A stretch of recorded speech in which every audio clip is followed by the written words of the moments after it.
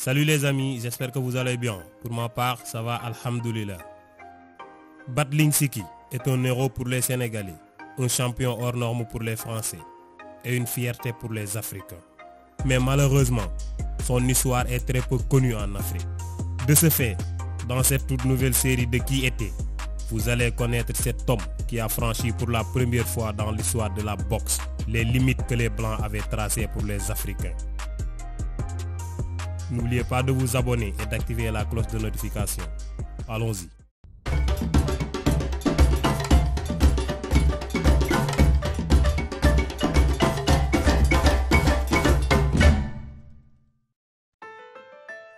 Surnommé Battling Siki, Louis Mbarick Fall est né le 16 septembre en 1897 à Saint-Louis, au nord-ouest du Sénégal. Il est issu dans une famille de pêcheurs où la pêche était leur principale activité. Il n'a jamais opté à faire le boxe durant son enfance. Alors, lorsqu'il était adolescent, il avait l'habitude de plonger du haut d'une falaise pour aller chercher dans la mer les pièces de monnaie jetées par les Français.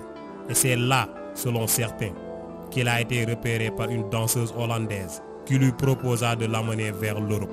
Mais d'autres soutiennent qu'il était amené en France en tant que domestique d'une actrice française qu'il avait pris à son service. Bien évidemment, comme tout Africain, il avait des difficultés à s'adapter dans un milieu raciste, inconnu et totalement différent de celui où il venait. Mais il a fini par s'adapter et commence à gagner sa vie de façon indépendante en faisant la vaisselle. Sa vie a complètement changé à partir de 1912 lorsqu'il a débuté sa carrière de boxe. Malgré qu'il était jeune, Mbarick Fall était costaud et trop fort pour son âge. Déjà, à 15 ans, il était invincible. Sur 16 combats, il n'y a eu que 2 défaites, 6 nuls et 8 victoires. De gauche à droite, les rumeurs commencèrent à circuler. Tout le monde parlait de lui. Ils l'ont appelé Louis Fall, puis surnommé Battling Siki, à cause du mot wolof sigil qui signifie relève la tête. Un mot qu'il répète très souvent aux boxeurs.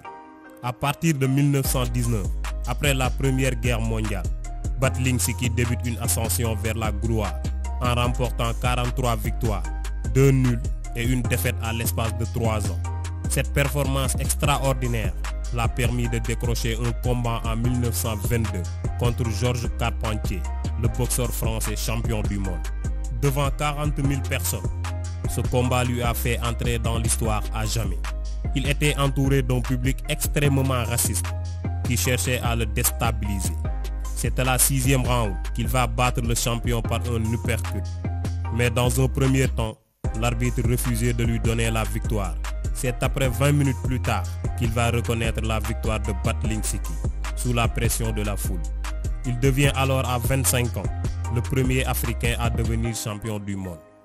Mais ce titre lui a coûté cher, car il a été exclu de la Fédération française de boxe, après avoir fait perdre beaucoup d'argent aux parieurs. Il a fini par être contraint de continuer sa carrière en Irlande, pays où il va perdre son titre après 20 rounds face à Mike McTighe. Il perdra par la suite ses titres de champion d'Europe et de France par disqualification contre Émile Morel. C'était une période difficile pour lui, car tout le monde ne pouvait supporter de voir un Africain détenir tous ses titres. Beaucoup de ses combats ont été arbitrés par ségrégation. Il a été à multiples reprises victime de racisme.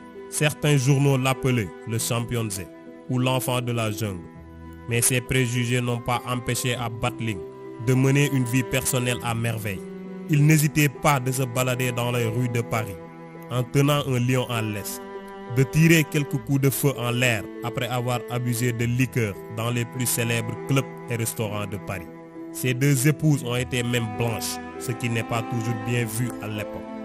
Le 15 décembre 1925, alors qu'il sortait pour faire un tour avec des amis, Battling Siki est retrouvé mort près de chez lui, au pied d'un immeuble de la 41e rue dans le quartier de Hell's Kitchen, aux États-Unis. Il a été abattu de 2 balles dans le dos, tirées de près. C'était une tragédie et une perte, car il n'avait que 28 ans. De ce fait, il demeurera à jamais une fierté pour les Africains et un champion hors norme pour les Européens, surtout en France. Cependant, malgré son statut, il a été entreposé dans une fosse commune de New York mais finira par être rapatrié au Sénégal en 1993. Il est enterré par la suite dans sa ville natale, Guet Ndar.